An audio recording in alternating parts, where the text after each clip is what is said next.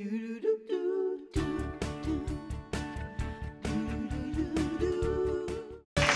stars in MTV's show Awkward, and she's also an author. She penned a brutally honest book for teen girls.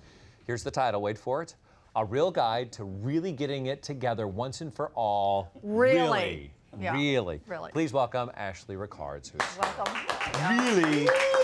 Could you get one more really in there, or you just decided? I really could. You're Yeah, I really could. Really serious about this. But, you know, you use your book, you have a lot of humor in your book to cover up a lot of things that were probably very hurtful to you when you were growing up. Yeah, absolutely. I mean, I think the way to speak to young people in general, through the harder topics, is to include humor.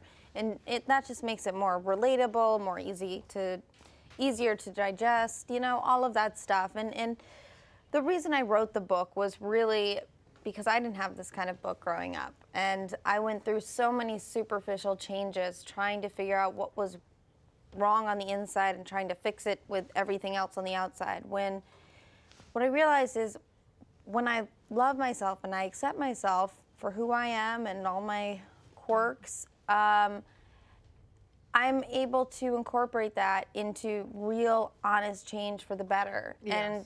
And that has to go through every aspect of life. So it's not just a hair and makeup book. It's a book with, you know, fashion and eating and working out and finances and relationships and friendships and family and organizing, interior design. That's a lot for a teen, though, to get their head around. Yeah, you know? but it's very easy to it's like a very easy read, lots of pictures. I'm a big fan of pictures, so we got those. They're adorable. And Well, what I love about the book, though, is that you opened up your childhood and you talked about the difficulties that you went through in school because you were bullied, and so much so that you actually became one.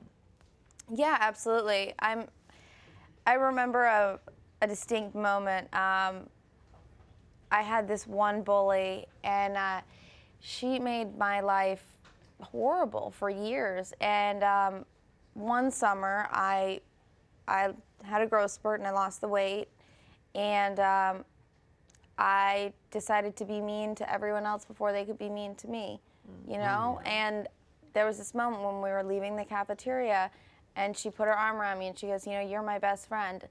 And I thought, oh, I won. Like, not like, oh, this is like great, like she's my best friend. Like, I won. That's what I'm thinking in 4th grade.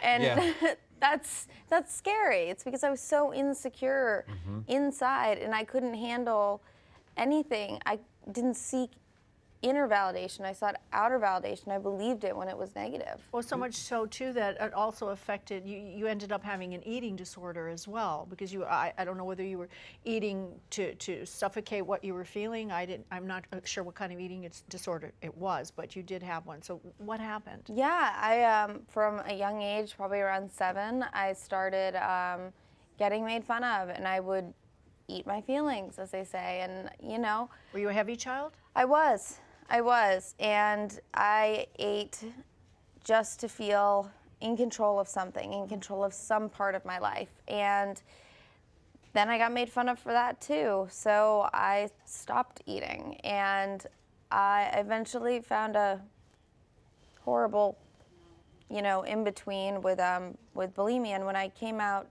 to LA, the eating disorder traveled with me, and coming to LA, it was praised, to be honest, and that's a hard thing to handle. Like, yeah, nowadays we're finally starting to embrace different types of bodies. It's very like public knowledge that we can't all look like a Victoria's Secret model all the time. Sure. We just can't.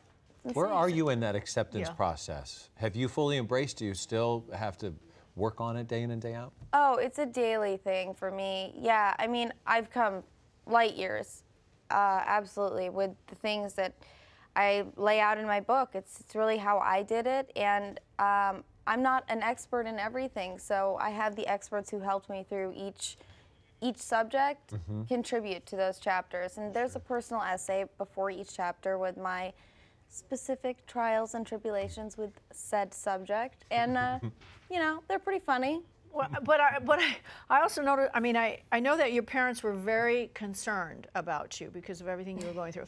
So your parents took you to evaluate you, and they found out that your IQ was off the charts, and as a matter of fact, you are menses. You are top 2% of the world. Yeah. Was that like a shock to your parents or to you? I mean, they would lie to me still to this day and say, no, we always knew she was smart, but like, you also lied to me about Santa, so I don't believe you. Yeah. But, you know, it has its pluses and minuses. I mean, statistically, people with high IQ individuals are more likely to end up in jails, lonely, and have low-income jobs. Well, that's not you. No, I'm trying to break that mold. Well, leave our viewers with, you know, they have, whether they have a child that is sort of trying to fit in, they see signs, or that you want to leave a message with someone who is maybe standing in the shoes you're in. What's the first thing they need to grasp? The first thing they need to grasp is that other than your book. Well, exactly. Is that no true peace and happiness can be found outside of you. It all has to come from in here. And whoever, it's a very customizable guide, a real guide to getting it together. And you'll be able to come out looking like you, not like a bunch of brunettes with side bangs, you know? Like, that'd be weird. And you get to, it's a discovery process. And if I were looking at this book for my kid, I don't have kids, I would want it because I would want my child to know that she is perfect exactly as she is right now. If I still had teenagers, I would certainly get them the book. Thank you so much. You can hear more about Ashley. Thank you so much. And her advice for other girls and women. You can check out her book, A Real Guide to Really Getting It Together Once and For All. Really available in stores and online right now.